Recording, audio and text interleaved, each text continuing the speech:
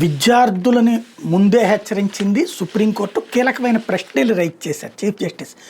రాష్ట్ర ప్రభుత్వ వాదనల మీద ఏదైతే ఆ, ఆంధ్రప్రదేశ్ ప్రభుత్వం ఏం చెప్తుంది, బయట ఎక్కడన్నా చదివితే ఇక్కడ పనికిరాదు, వాళ్ళకి అడ్మిషన్స్ ఇవ్వలేమంటుంది ఇంజనీరింగ్లో, మెడిసిన్లో.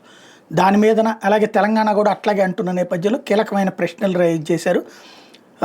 రాష్ట్రంలో పుట్టిన 10వ తరగతి వరకు చదివిన తల్లిదండ్రులు ఇక్కడే శాశ్వత నివాసం ఉన్న విద్యార్థి వేరే రాష్ట్రంలో ఇంటర్ చదివారన్న కారణంతో ప్రవేశాలకు నిరాకరించచ్చా? జేఈఈ నీట్ శిక్షణ నిమిత్తం రాజస్థాన్లోని కోటాకి దేశం నలుమూలల నుంచి విద్యార్థులు ఎత్తుంటారు. అలా వెళ్ళిన వాళ్ళ పరిస్థితి ఏంటి? ఉదాహరణకి తెలంగాణకు ఐఏఎస్ అధికారి డెప్యుటేషన్ మీద ఢిల్లీకి వచ్చినప్పుడు ఆయన కొడుకు ఢిల్లీలో ఇంటర్ చదివాడని పక్కన పెట్టేస్తారా?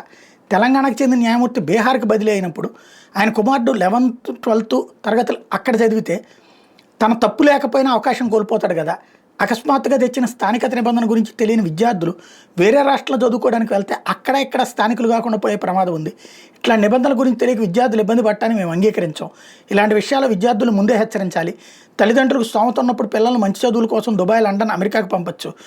వాళ్ళంతా ఇక్కడి వారే అయినా కేవలం 2 ఏళ్ళు బయట చదివారన్న కారణంతో ఎలా కాదంటారు? అందువల్ల కావాలనుకుంటే 2028 నుంచి స్థానికత నిబంధనలు అమల్లోకి తీసుకురండి అంటూ justice Gavai supreme court chief justice సూచించారు.